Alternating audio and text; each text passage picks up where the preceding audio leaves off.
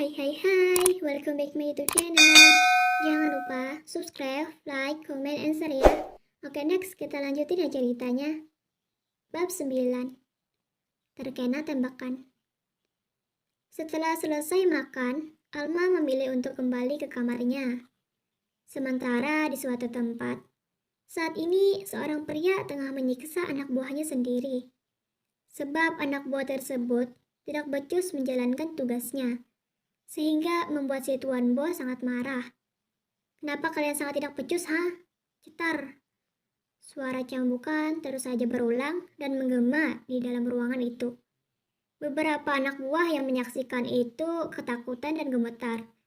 Mereka semua pasti akan mendapatkan siksaan seperti itu juga nantinya, saat tugas yang sudah lama Tuan Bosnya perintahkan masih belum bisa diselesaikan.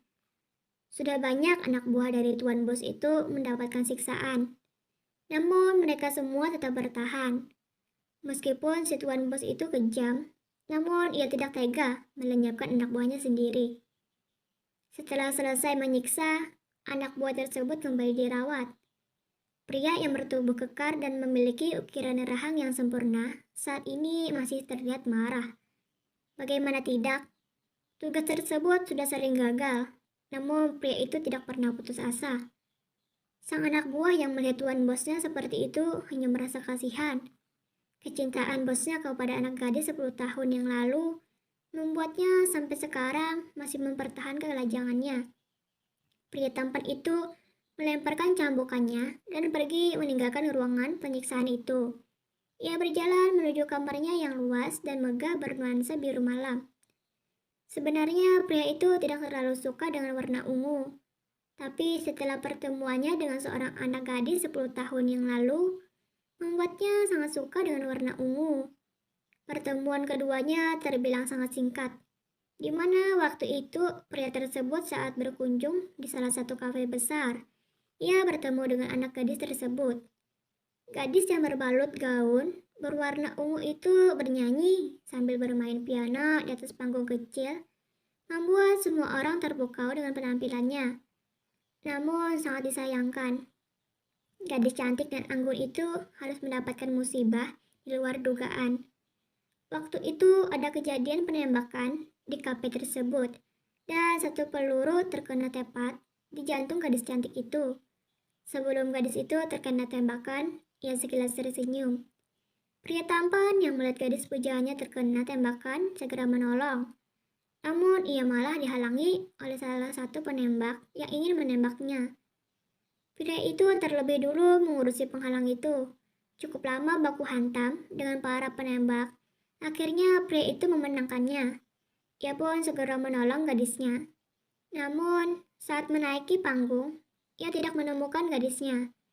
Perasaan marah tercampur sedih dikala gadisnya tidak ada lagi, membuat pria itu frustasi. Matanya melirik ke arah benda kecil yang berada di lantai. Benda tersebut adalah sebuah kalung yang memiliki sebuah nama, yaitu Marisa. Dengan segera pria itu meraih kalung itu dengan mencium-ciumnya. "Semoga kamu baik-baik saja gadisku," gumamnya, seraya menatap kalung tersebut. Pria tersebut segera pergi dari kafe itu dan mengarahkan semua anak buahnya untuk mencari gadisnya di semua rumah sakit. Namun gadis yang dicarinya bagaikan ditelan bumi. Semua anak buahnya tidak menemukan gadis tuan bosnya. Padahal mereka sudah mencari di seluruh rumah sakit yang ada di kota itu. Mendengar hal itu membuat pria tersebut merasa bersalah karena terlambat menolong gadisnya. Pikirannya terus saja terbayang-bayang senyuman terakhir dari gadis itu sebelum mendapatkan tembakan. "Kau di mana, sayang?" Seraya menatap kalung yang sampai saat ini ia jaga. Pria itu bernama Daniel Senjaya. Ia saat ini berusia 28 tahun. Ketampanan yang ia miliki membuat para wanita kagum dan menyukainya. Ditambah pria itu adalah seorang pengusaha sukses di negaranya. Berbagai penghargaan diterima Niel waktu kecil sampai sekarang, membuat semua orang iri akan kepintaran yang ia miliki. Niel tinggal di negara A. Negara tersebut berada di bawah kekuasaan Niel. Orang-orang yang ingin mengusiknya harus berpikir dua kali. Namun kadang ada saja yang nekat mengusiknya, sehingga membuat si pengusik menemui ajalnya. Kekayaan yang didapatkannya membuat pria tampan itu merasa bosan. Ia malah membuka warung makan kecil yang ada di sebelah kampus ternama. Kampus yang berada di sebelahnya adalah kampus miliknya sendiri, jadi tidak akan ada yang berani mengganggunya. Para mahasiswa tidak ada yang tahu bahwa seorang Daniel Senjaya berjualan makanan di warung kecil itu.